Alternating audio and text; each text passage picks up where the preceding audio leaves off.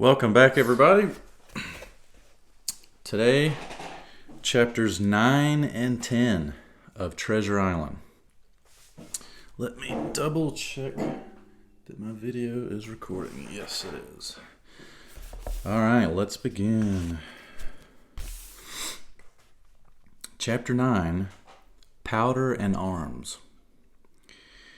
The Hispaniola lay some way out, and we went under the figureheads and round the sterns of many other ships, and their cables sometimes grated underneath our keel and sometimes swung above us. At last, however, we got alongside and were met and saluted as we stepped aboard by the mate, Mr. Arrow, a brown old sailor with earrings in his ears and a squint. He and the squire were very thick and friendly, but I soon observed that things were not the same between Mr. Trelawney and the captain.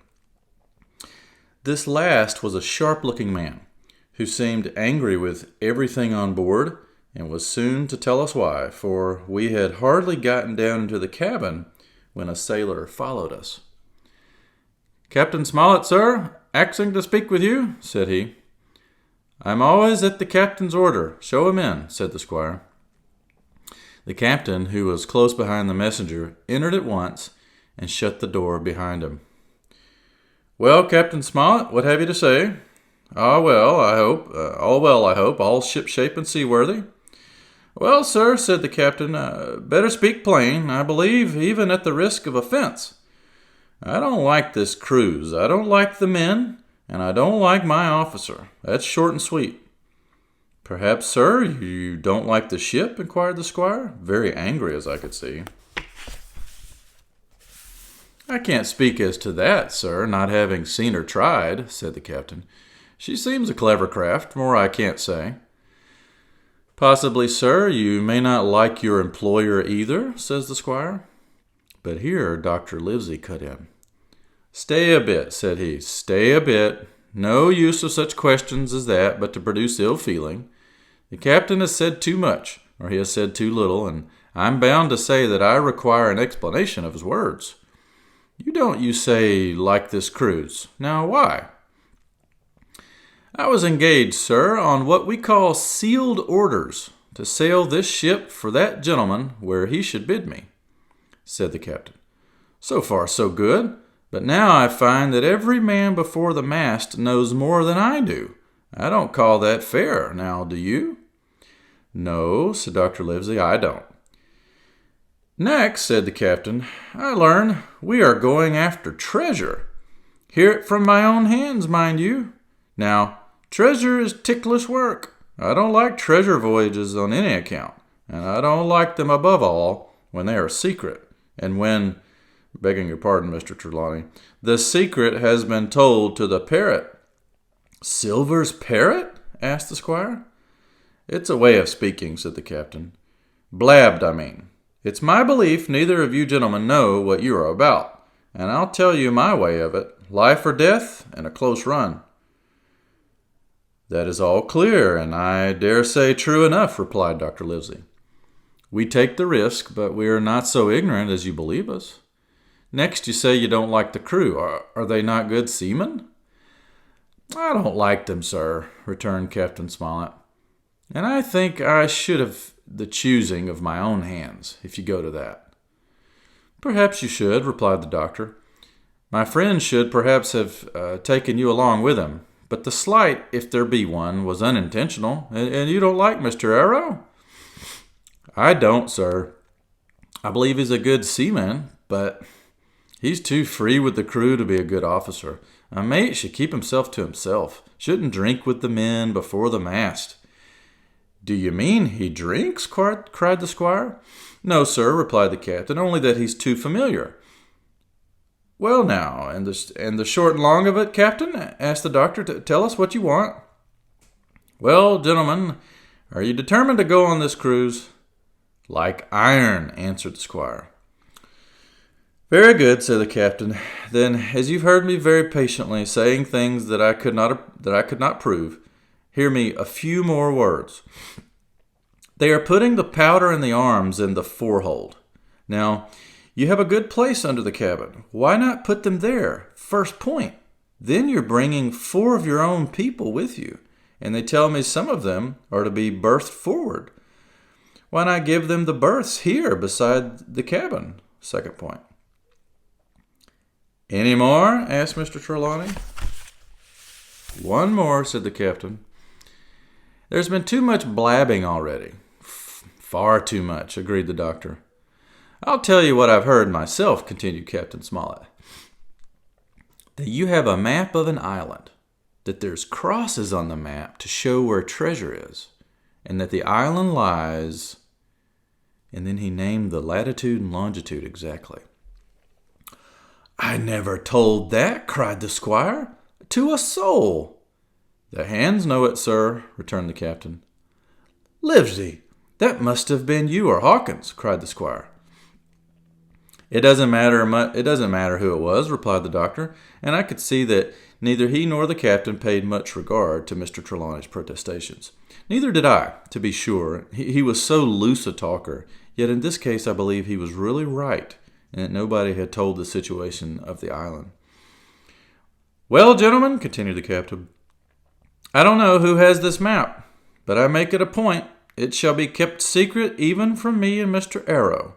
Otherwise, I would ask you to let me resign. I see, said the doctor. You wish us to keep this matter dark, and to make a garrison of the stern part of the ship, manned with my friend's own people and provided with all the arms and powder on board. In other words, you fear a mutiny. Sir, said Captain Smollett, with no intention to take offense, I deny your right to put words into my mouth. No captain, sir, would be justified in going to sea at all if he had ground enough to say that. As for Mr. Arrow, I believe him thoroughly honest. Some of the men are the same. All may be for what I know. But I am responsible for the ship's safety and the life of every man jack aboard of her. I see things going as I think not quite right, and I ask you to take certain precautions or let me resign my berth, and that's all. Captain Smollett, began the doctor with a smile, did ever you hear the fable of the mountain and the mouse? You'll excuse me, I dare say, but you remind me of that fable. When you came in here, I'll stake my wig you meant more than this. Doctor, said the captain, you're smart. When I came in here, I meant to get discharged. I had no thought that Mr. Trelawney would hear a word. No more I would, cried the squire. Had Livesey not been here, I should have seen you to the deuce, and it is, I have heard you. I will do as you desire, but I think the worse of you. That's as you please, sir, said the captain. You'll find I do my duty. And with that, he took his leave. Trelawney, said the doctor, contrary to all my notions, I believe you have managed to get 2 honest men on board with you. That man and John Silver. Silver, if you like, cried the squire, but as for that intolerable humbug, I declare I think his conduct unmanly, unsailorly, and downright un-English. Well, says the doctor, we shall see. When we came on deck, the men had begun already to take out the arms and powder, yo-hoing at their work, while the captain and Mr. Arrow stood by superintending. The new arrangement was quite to my liking. The whole schooner had been overhauled. 6 berths had been made astern out of what had been the after part of the main hold, and this set of cabins was only joined to the galley and forecastle by a sparred passage on the port side. It had been originally meant that the captain, Mr. Arrow, Hunter, Joyce, the doctor, and the squire were to occupy these 6 berths. Now, Redruth and I were to get 2 of them, and Mr. Arrow and the captain were to sleep on deck in the companion, which had been enlarged on each side till you might almost have called it a roundhouse. Very low it was still, of course, but there was room to swing 2 hammocks, and even the mate seemed pleased with the arrangement. Even he, perhaps, had been doubtful as to the crew, but that is only guess, for, as you shall hear, we had not long the benefit of his opinion. There's foreshadowing. I don't know if you guys noticed that. Let me read that again. Even he, perhaps, had been doubtful as to the crew, But that is only guess, for as you shall hear, we had not long the benefit of his opinion. We were all hard at work, changing the powder and the berths, when the last man or two, and Long John, along with them, came off in a shore boat. The cook came up the side like a monkey for cleverness, and as soon as he saw what was doing, "So ho, mates," said he, "what's this?" "We're a-changing of the powder, Jack," answers one. "Why, by the powers," cried Long John, "if we do, we'll miss the morning tide." "My orders," said the captain shortly.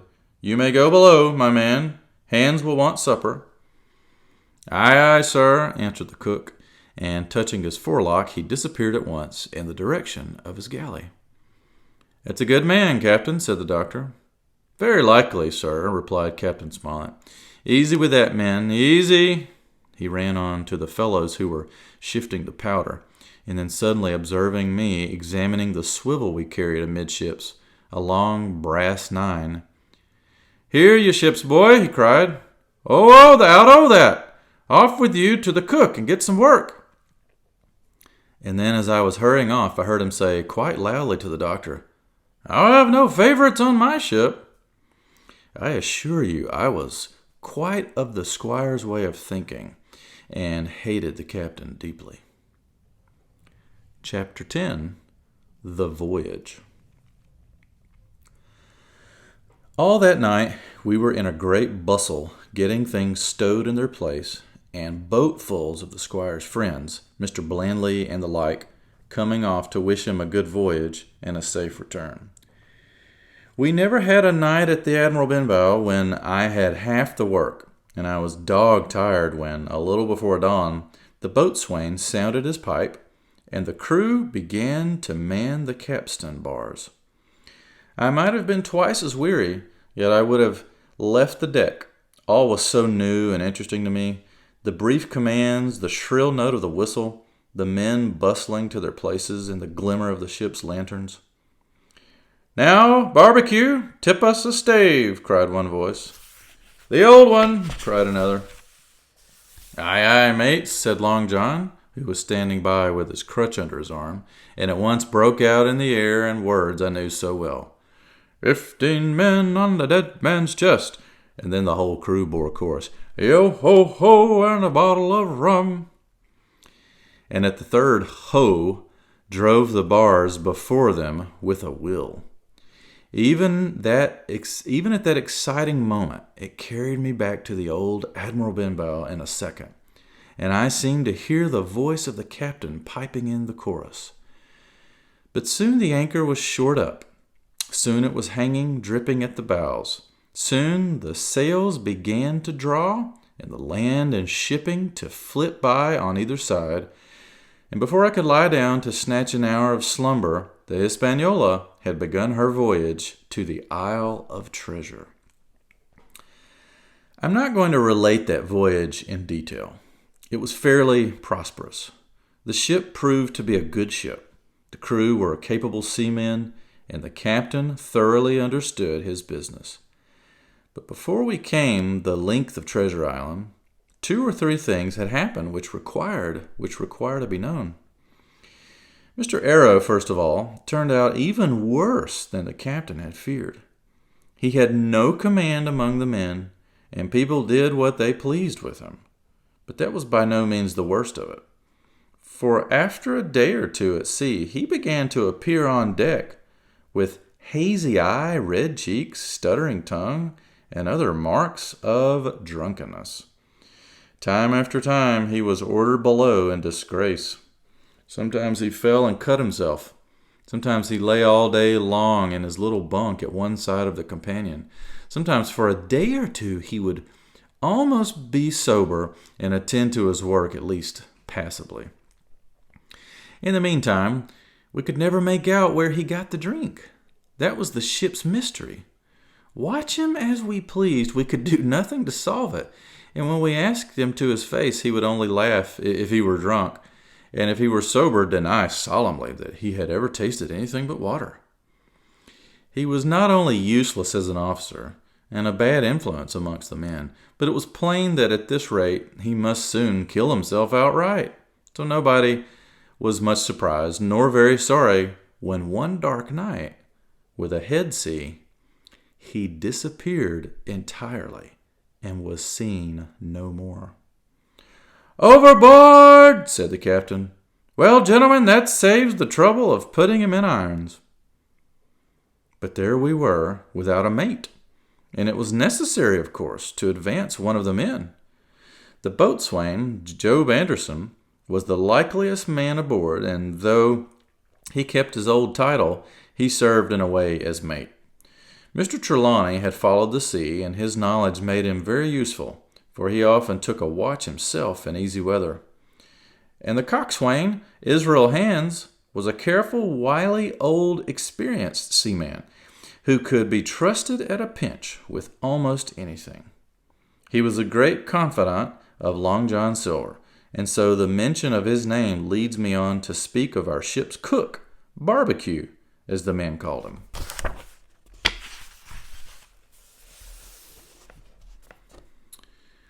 Aboard ship, he carried his crutch by a lanyard round his neck to have both hands as free as possible. It was something to see him wedge the foot of the crutch against a bulkhead and, propped against it, yielding to every movement of the ship, to get on with his cooking like someone safe ashore. Still more strange was it to see him in the heaviest of weather cross the deck. He had a line or two rigged up to help him cross the widest spaces. Long John's earrings, they were called, and he would hand himself from one place to another, now using the crutch, now trailing it alongside by the lanyard, as quickly as another man could walk. Yet some of the men who had sailed with him before expressed their pity to see him so reduced. "He's no common man, Barbecue," said the coxswain to me. "He had good schooling in his young days, and can speak like a book when so minded, and brave. A lion's nothing alongside of Long John. I seen him grapple 4 and knock their heads together, him unharmed." All the crew respected and even obeyed him. He had a way of talking to each and doing everybody some particular service. To me he was unweariedly kind, and always glad to see me in the galley, which he kept as clean as a new pin, the dishes hanging up burnished, and his parrot in a cage in one corner. "Come away, Hawkins," he would say. "Come and have a yarn with John. Nobody more welcome than yourself, my son. Sit you down and hear the news. Here's Captain Flint. I calls my parrot Captain Flint, after the famous buccaneer. Here's Captain Flint predicting success to our voyage. Wasn't you, Captain?" And the parrot would say with great rapidity, "Pieces of 8, pieces of 8, pieces of 8, till you wondered that it was not out of breath, or till John threw his handkerchief over the cage. "Now that bird," he would say, "is maybe 200 years old, Hawkins. They lives forever mostly. And if anybody's seen more wickedness, it must be the devil himself. She's sailed with England, the great Captain England, the pirate. She's been at Madagascar and at Malabar, and Suriname, and Providence, and Portobello. She was at the fishing up of the wrecked plate ships. It's there she learned pieces of 8, and little wonder, 350,000 of 'em, Hawkins. She was at the boarding of the Viceroy of the Indies out of Goa, she was. And to look at her, you would think she was a blabby. But you smelt powder, didn't you, Captain?" "Stand by to go about," the parrot would scream. "Ah, she's a handsome craft, she is," the cook would say, and give her sugar from his pocket. And then the bird would peck at the bars and swear straight on, passing belief for wickedness.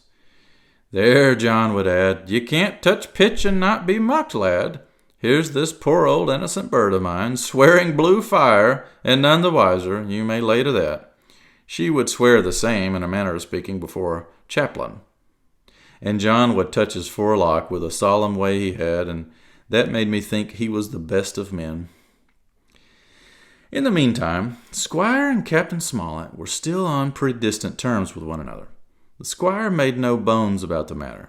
He despised the captain. The captain, on his part, never spoke but when he was spoken to, and then sharp and short and dry, and not a word wasted. He owned, when driven into a corner, that he seemed to have been wrong about the crew, that some of them were as brisk as he wanted to see, and all had behaved fairly well. As for the ship, he had taken a downright fancy to her. "She'll lie a point nearer the wind than a man has a right to expect of his own married wife, sir. But," he would add, "all I say is we're not home again, and I don't like the cruise." The squire at this would turn away and march up and down the deck, chin in air. "A trifle more of that man," he would say, "and I should explode." We had some heavy weather, which only proved the qualities of the Hispaniola. Every man on board seemed well content, and they must have been hard to please if they had been otherwise. For it is my belief there was never a ship's company so spoiled since Noah put to sea. Double grog was going on the least excuse. There was duff on odd days, as, for instance, if the squire heard it was any man's birthday, and always a barrel of apples standing broached in the waist for anyone to help himself that had a fancy. "Never knew good came of it yet," the captain said to Dr. Livesey. "Spoil fossils' hands, make devils. That's my belief." But good did come of the apple barrel, as you shall hear. For if it had not been for that, we should have had no note of warning, and might all have perished by the hand of treachery. This was how it came about. We had run up the trades to get the wind of the island we were after. I'm not allowed to be more plain, and now we were running down for it with a bright lookout day and night. It was about the last day of our outward voyage by the largest computation. Sometime that night, or at latest before noon of the morrow, we should sight the treasure island. We were heading south by southwest and had a steady breeze abeam and a quiet sea. The Hispaniola rolled steadily, dipping her bowsprit now and then with a whiff of spray. All was drawing aloe and aloft. Everyone was in the bravest spirits because we were now so near an end of the first part of our adventure. Now, just after sundown, when all my work was over and I was on my way to my berth, it occurred to me that I should like an apple. I ran on deck. The watch was all forward looking out for the island. The man at the helm was watching the luff of the sail and whistling away gently to himself, and that was the only sound excepting the swish of the sea against the bows and around the sides of the ship. In I got bodily into the apple barrel and found there was scarce an apple left, but sitting down there in the dark, what with the sound of the waters and the rocking movement of the ship, I had either fallen asleep or was on the point of doing so, when a heavy man sat down with rather a clash close by. The barrel shook as he leaned his shoulders against it, and I was just about to jump up when the man began to speak. It was Silver's voice, and before I had heard a dozen words, I would not have shown myself for all the world, but lay there trembling and listening, in the extreme of fear and curiosity. For from these dozen words I understood that the lives of all the honest men aboard depended upon me alone. Wow. So I wonder what Silver is talking about. We will find out in our next chapter, which will be chapter 11, what I heard in the apple barrel. All right, guys, I hope you've enjoyed it. Look forward to the next chapters. Thanks for listening.